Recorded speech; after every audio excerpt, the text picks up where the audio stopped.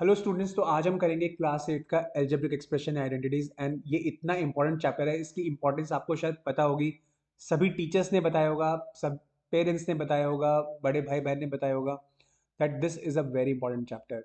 और इसकी इंपॉर्टेंस के बारे में हम करेंगे धीरे धीरे बात। अभी चैप्टर शुरू करते हैं। देखो, एल्जेब्रिक एक्सप्रेशन एंड आइडेंटिटीज में सबसे पहली बात हम कर लेते हैं, भाई एल्जेब्रिक एक्सप्रेशन होता क्या है।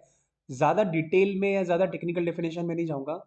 फिलहाल आपने जो सुना होगा कि एक ऐसा एक्सप्रेशन जिसके अंदर की कुछ वेरिएबल्स हैं और कुछ नंबर्स हैं, right. Like 5x² plus 2x plus 6, something like this. तो ये एक एल्जेब्रिक एक्सप्रेशन है, राइट। अच्छा, तो मुझे बताओ, तो अगर मैं आपसे पूछूं कि भाई 5x+1, तो क्या ये भी एक एल्जेब्रिक एक्सप्रेशन है? क्या ये भी एक एल्जेब्रिक एक्सप्रेशन है? 2 + x², क्या ये भी एल्जेब्रिक एक्सप्रेशन है? x+1, क्या ये भी एक एल्जेब्रिक एक्सप्रेशन है? So my question to you is, बताओ इनमें से कौन कौन से एल्जेब्रिक एक्सप्रेशन है। तो आपका आंसर होना चाहिए कि ये एक एल्जेब्रिक एक्सप्रेशन है, ये भी है, ये भी है और ये भी है। But this is not an algebraic expression, this is an equation. ये एक इक्वेशन है। इक्वेशन और एक्सप्रेशन में सिर्फ फर्क इतना होता है कि यहाँ पर आप साइन ऑफ इक्वालिटी देख रहे हो, तो ये इक्वेशन है। साइन ऑफ इक्वालिटी, अच्छा एक और बात बता दूं, एक साइन ऑफ इक्वालिटी के दो तरफ क्या है, इसके लेफ्ट साइड में भी एक एल्जेब्रिक एक्सप्रेशन है और राइट साइड में भी एक एल्जेब्रिक एक्सप्रेशन है, राइट। तो बहुत सिंपल बात कर रहा हूँ, फिलहाल इक्वालिटी है तो वो इक्वेशन है, इक्वालिटी नहीं है तो वो एक एल्जेब्रिक एक्सप्रेशन है। आगे जाके हम पढ़ेंगे कि कैसे हम एल्जेब्रिक एक्सप्रेशन को क्लासीफाई करते हैं, और बहुत सारे इसमें डिटेल कॉन्सेप्ट है, बट अभी मैं ज़्यादा डिटेल में नहीं जा रहा हूँ। इसमें आपको जो चीज़ पता होनी चाहिए उसके बारे में बात कर लेते हैं। इसके अंदर क्या क्या पता होना चाहिए? इसके अंदर पता होना चाहिए टर्म्स के बारे में, और इसके अंदर आपको पता होना चाहिए कॉफिशंस के बारे में, राइट।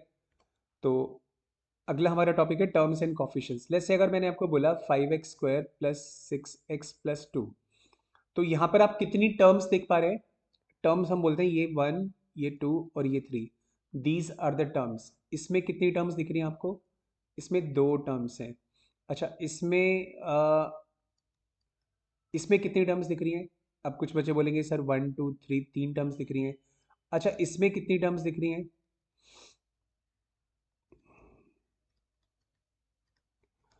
तो 1 2 3 4 5 6, तो स्टूडेंट्स बताते हैं कि सर इसमें 6 टर्म्स दिख रही है।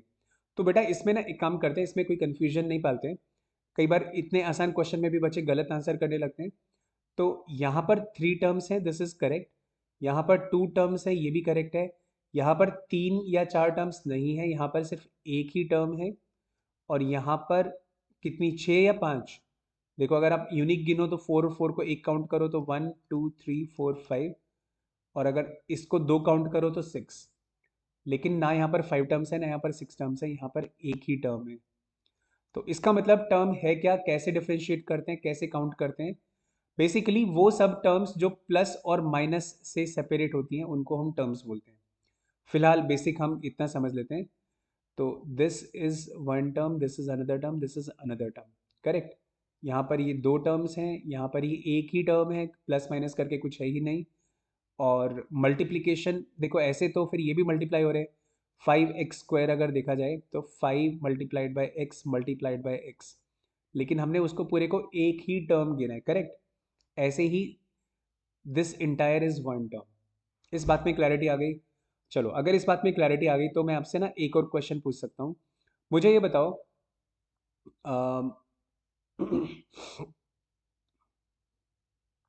5x + 2x + 7y, इसमें कितनी टर्म्स हैं?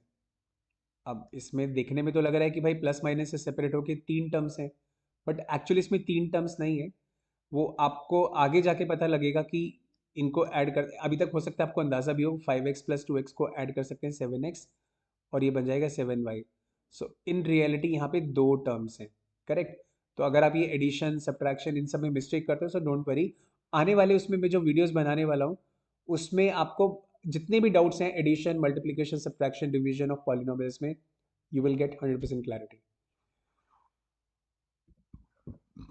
नाउ इसमें अपन क्वेश्चन करते हैं, this is an NCERT question, ये एनसीईआरटी क्वेश्चन मैंने पिकअप किया। नाउ हमें क्या बताना है इसमें कि, अच्छा मैं हमने अभी कॉफिशंस के बारे में बात नहीं की, ओके कॉफिशंस के बारे में भी बात कर लेते हैं। तो हमने बोला इसमें 3 टर्म्स हैं, सबसे पहली टर्म में ये बताओ कि कॉफिशिएंट कितना है। तो यहाँ पर दो पार्ट्स होते हैं। अगर मैंने लिखा 2x तो इसके इस वाली टर्म के दो पार्ट्स हैं। ये वाला पार्ट है वेरिएबल और ये वाला पार्ट है, ये कहलाता है कॉफिशिएंट। वेरिएबल आपको पता है जो भी एक्स वाई जेड है, और फिलहाल के लिए हम अगर हम ए बी सी भी बोल लेते हैं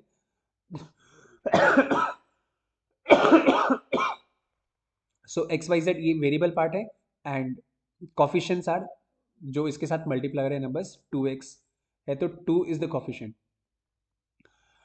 5x स्क्वायर वाले में 5 कॉफिशिएंट है, 6x में 6 कॉफिशिएंट है, इसमें 2 कॉफिशिएंट है।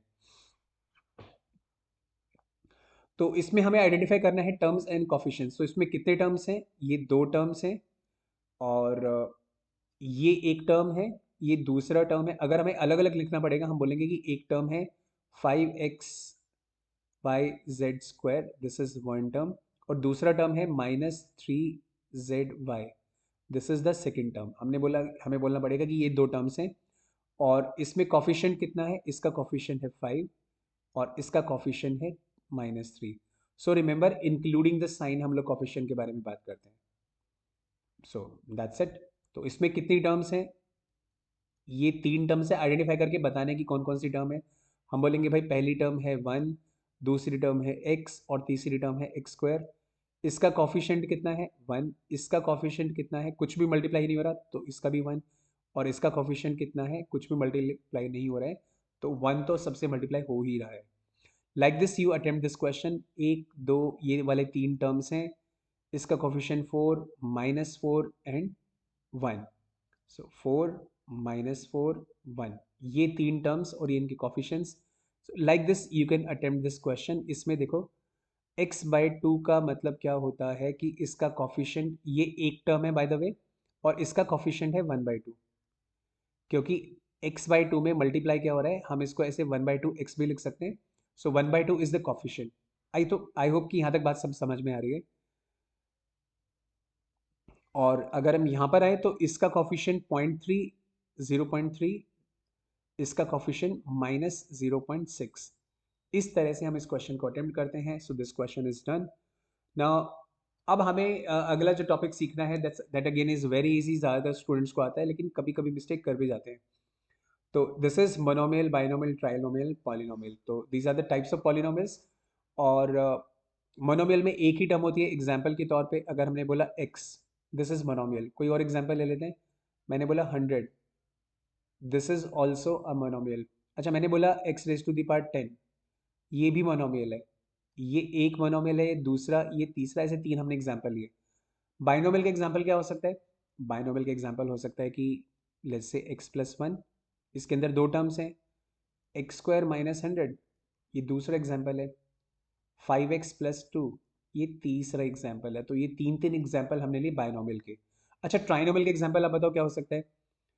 लाइक x² + 5x + 6, ये एग्जाम्पल है ट्राइनोमियल का। अगर आप बोलते हैं कि 2x + 3x + 5x, तो ये भी ट्राइनोमियल का एग्जाम्पल है, तो ये हो जाएगा गलत, क्योंकि इन सबको ऐड करके एक ही टर्म बनने वाला है। So this is an example of trinomial, but this is not an example of trinomial. So you have to be little bit careful about it. Polynomial मतलब तीन से ज़्यादा टर्म्स हैं। तो आप ऐसे एग्जाम्पल ले लो, x⁻4 plus x⁻3 plus 2x² plus 5x। तो अभी तीन से ज़्यादा चाहिए यहाँ पर। सो मोनोमियल में there has to be one term, there have to be two terms in a binomial, there have to be three terms in a trinomial, and polynomial means four or more. So if there are 4 terms, 5 terms, 6 terms, 7 terms, 8 terms and so on, now there could be any number of terms. तो ये हो गया भाई, अगर मैं यहाँ पर 1 भी लगा दूंगा, so now this is a polynomial. I hope that is very easy to understand. इसमें कोई चैलेंजिंग नहीं है। जो चैलेंजेस आएंगे वो आपको आएंगे एडिशन सब्ट्रैक्शन में। वहाँ पर you be careful and you be with me, and हम वहाँ पर एफर्ट लगाएंगे भाई। आपको ना आपकी माइंड में जितने भी डाउट्स हैं, जितने भी डाउट्स आपने पाल रखे हैं, कभी अच्छे से नहीं पढ़ा था स्टार्टिंग में, किसी भी वजह से, कोई भी कारण से आपके पुराने कोई गैप्स हैं, पास्ट गैप्स, तो उसके लिए हमें कुछ और स्पेशल काम करना पड़ेगा। लेकिन don't worry about that. Now classify the following polynomials. अब हमें यहाँ पे क्लासीफाई करना है इनको monomial, binomial, trinomial and polynomial में। सो इसमें दो टर्म्स हैं, so this is a binomial. इसमें एक ही टर्म है, this is a monomial. 1 2 3 4, there are 4 terms, so this is a polynomial. अब इसमें बताओ, आप बताओ आपका क्या आंसर है। 3 टर्म्स हैं तो it's a trinomial. There are दो, यहाँ पर देख 2 टर्म्स दिख रही हैं भाई, तो these are binomial. There are 3 terms, तो इसको क्या बोलेंगे, trinomial. Again it's a trinomial. 2 terms हैं तो binomial. Now there are 4 terms, so it is a polynomial. एक ही टर्म है ना, तो monomial. 2 terms, so binomial, and there are 2 terms, so again it's a binomial. All right, so this is how we attempted. तो ये वाले जो questions थे, they were like damn easy question.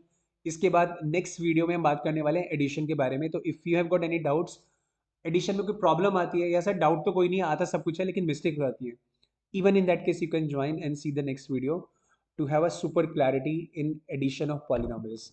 So see you in the next video. Keep learning and stay happy.